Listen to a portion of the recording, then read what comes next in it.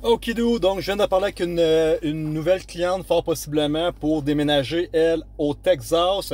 La dame, c'est une Roumaine et elle me dit qu'elle a immigré avec son conjoint en 1999 au Québec. Elle changeait littéralement de vie, puis elle le dit elle-même. Fait que, tu sais, quand que je vous parle des immigrants, puis là, je vois des gens qui disent « Hey, arrête de bâcher ces immigrants, puis tout ça. » À un moment donné, tu comprends pas que c'est l'immigration massive, incontrôlée qui reste rentrée.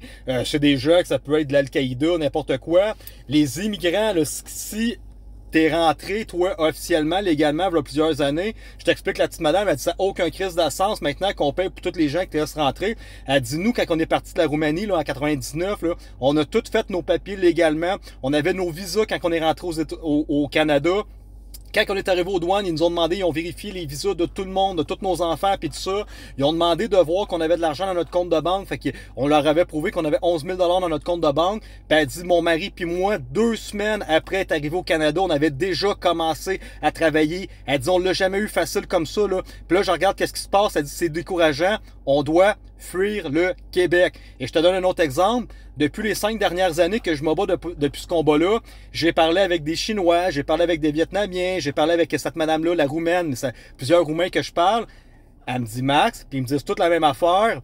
Je vois le même processus communiste que j'ai vécu dans mon pays qui est en train de se passer ici au Québec. Ça me fait peur. On veut s'enfuir avant que ça l'arrive. Fait que le petit Québécois pur laine qui est ici présentement ne réalise pas que la soupe est chaude, ne le voit pas ces mécanismes-là qui sont en train de se mettre en branle, puis tu penses que tu es né libre, puis tu vas mourir libre. La liberté se bat, tu dois combattre pour avoir ta liberté tout le temps, tout le temps, tout le temps, tout le temps. C'est de même depuis 10 000 ans. Fait que eux qui ont plus d'expérience puis qui ont vu leur pays devenir communiste à l'époque, ils voient les mêmes mécanismes s'en venir. Et cette dame-là veut s'en aller au Texas. Fait qu'on va trouver une société pour elle qu'on va mettre en place. Elle regarde pour un salon de coiffeur puis tout ça. Mais encore une fois, j'ai dit, si tu mets 100 000 dans un salon de coiffeur que tu achètes, c'est sûrement un business qui roule pas assez. Parce que si le business est fonctionnel puis qui génère de l'argent, ils vont te le vendre 3, 4, 500 000. Fait que t'es mieux de partir en start-up. Et là, j'ai un meeting avec elle à Longueuil. Ben, je vais charger 200 parce que je vais me rendre sur place. J'ai pas le choix. Je préfère faire ça par téléphone, par Zoom. Si tu veux me rencontrer en personne, ça me tire du temps. Je peux pas avancer pour mes clients. Mais on va trouver une stratégie business. Tout de suite après, je te réfère une de mes amies. Elle t'appelle tout de suite. Elle aussi, mais elle veut s'en aller en Floride avec sa famille. Elle, on va essayer d'y mettre en place. Son frère a déjà une compagnie d'intelligence artificielle là-bas en Floride. Et là, elle voudrait devenir partenaire associé avec elle. Fait on va trouver une façon qu'elle investisse dans la compagnie DR. Il va falloir trouver des employés parce que le Visa E2, c'est pas juste un investissement. Il va falloir qu'elle ajoute au moins 50% des parts de la compagnie de son frère. Donc, moi, qu'est-ce qu'il va falloir que je fasse? Il va falloir que j'engage un comptable qui va venir faire l'évaluation de la business pour savoir la valeur de la business et combien vaut 50% des parts de cette business-là. Parce que le frère, il peut dire, je te vends ça 10 000 ou je te vends ça 100 000 comment qu'on fait pour prouver à l'officier d'immigration que l'achat de la business que tu as fait, le montant que tu as donné vaut vraiment 50 000, vaut vraiment 50%. Il faut faire une évaluation de ta business. Et après ça, une fois qu'on a le prix de la valeur de ta business, mais là, tu viens acheter 50% de cette business-là. Fait qu'il va falloir que je tricote un petit peu le dossier de cette cliente-là, mais effectivement, on va être capable d'y arranger de quoi. Donc, ici, présentement, les experts mentionnent que le Canada est en voie d'une solide récession. Vous allez pouvoir aller voir, lui, ici, le Canada Housing Market. Là, il fait plusieurs vidéos. La classe moyenne d'ici 2040 va être complètement détruite au Canada. Fait que si tu veux sortir de la marde, attends pas 2030, 2035, ça va devenir de plus en plus dur. Le dollar canadien va tellement plus valoir rien que tu n'auras même pas de pouvoir d'achat pour t'amener l'autre bord, même pas au Mexique, même pas au Costa Rica, même pas au Paraguay, tu seras même pas capable d'aller nulle part. Fait que commence à y penser maintenant, parce que regarde, l'autre vidéo qui est sortie hier, lui, il sort toutes les statistiques, puis il dit d'ici 2035, ça va être impossible pour les gens de 18 à 40 ans d'avoir accès à la propriété privée. Financièrement, les 18-35 ans, dans les 10 prochaines années, ne seront pas capables de s'acheter des maisons. C'est impossible. Donc, c'est des informations que je te donne.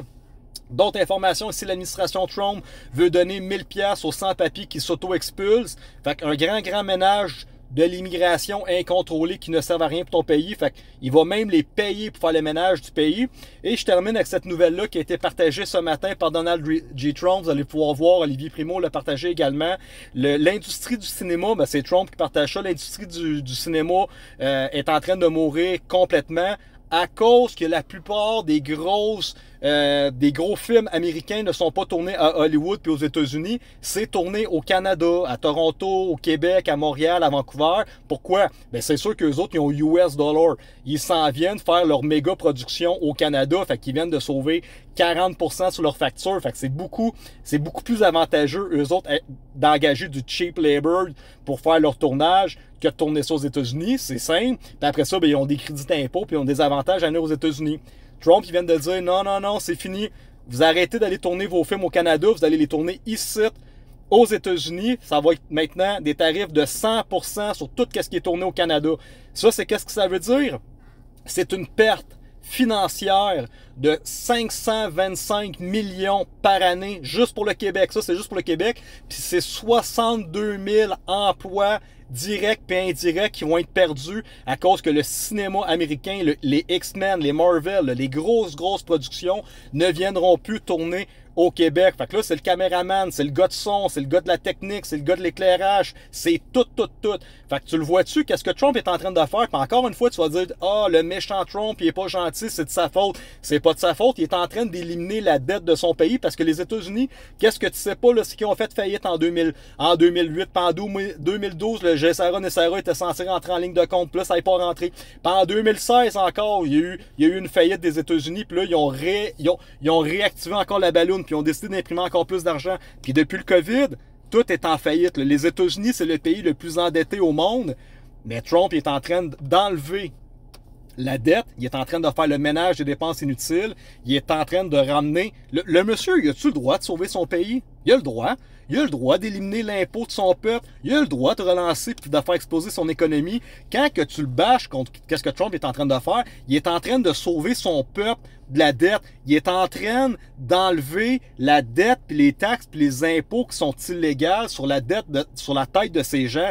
Il est en train d'enlever tout le système du deep state, de leur invention des intérêts, de la taxation, puis des impôts qui terminera jamais. Il est en train de remettre la dette à zéro. Il est en train de faire un great reset de son système financier. Puis après ça, mais la classe moyenne ne paieront plus de taxes puis d'impôts. C'est-tu pas merveilleux? T'aimerais pas ça, toi, avoir un premier ministre qui fait la même affaire, qui dit qu'ils vont tout enlever la perte d'argent puis les dépenses inutiles du pays. Puis ensuite de ça, ben, tous ceux qui gagnent 200 000 et moins par année, vous n'avez plus d'impôts à payer. Tu comprends-tu? Ça, là, au Québec, là, mettons, tu gagnes 200 000 par année, là, ben, tu te fais enlever 52%. Ça veut dire que tu as plus de 100 000 $ que tu donnes au gouvernement. Fais juste te réveiller. Si tu aurais le gouvernement Trump présentement au Québec puis tu gagnes 100 ou 200 000 par année, là, ben, il te reste 50 000 ou 100 000 de plus dans tes poches par année. Fais juste y penser. Fais juste y penser que tu gagnes 200 000 par année. Tu as 100 000 de plus dans tes poches à dépenser à chaque année. Tu t'achètes 4 chars par année neuf si ça te tente. Tu t'achètes des maisons, tu t'achètes des chalets. C'est ça qui est en train de se passer aux États-Unis. Fait que Trump sauve son pays, c'est l'âge d'or américain, c'est la raison du pourquoi que si tu es dégourdi un petit peu, tu es dans le domaine de l'immobilier, si tu es investisseur, qu'est-ce que tu penses que moi j'ai fait avec Gold Elite Group? Même si en ce moment je suis au Québec puis je vais refaire ma transition vers le mois de juin, vers l'autre bord, ma société Gold Elite Group, c'est une compagnie américaine. Maintenant, Scalpelite, j'en fais encore un petit peu des clients à gauche et à droite, là. Mais mon but ultime, c'est de transverser 100% ma clientèle vers mes projets d'immigration que je charge avec ma compagnie américaine et je charge en US $. Je veux plus rien savoir de gagner de l'argent canadien. Je veux gagner mon argent en US $, puis que ma pièce que je fais ne sera pas dévalorisée tel que le dollar canadien présentement. Donc, tu comprends-tu? C'est pas facile à faire, c'est difficile, c'est un gros combat. Il a fallu que je m'en aille aux États-Unis, j'ai dépensé plus de 300 000 là-bas. J'étais en train de transverser mes sources de revenus, plus au Canada, mais vers les États-Unis. Maintenant, oui, c'est une start-up, je donne du gaz, je fais des vidéos, j'arrête pas d'en parler, parce qu'il faut que je fasse lever ma compagnie aux États-Unis, il faut que ma compagnie d'immigration devienne fonctionnel, il faut que je génère de l'argent avec ça. Puis à un moment donné, mais qu'est-ce qui se passe au Canada? Fuck you. Je ferme qu'est-ce qui est là, puis je deviens autodépendant. uniquement et strictement par mes business en LLC, puis je peux charger n'importe qui sur la planète et je te charge toujours par mes comptes de banque américains en US dollars. Puis quand que le dollar canadien va complètement planter, ben moi, au moins mon argent est safe dans mes comptes de banque aux États-Unis, en Floride, là-bas. Fait que tout simplement, fais juste commencer à penser à ta stratégie financière si tu veux pas te faire avoir dans les 5 prochaines années.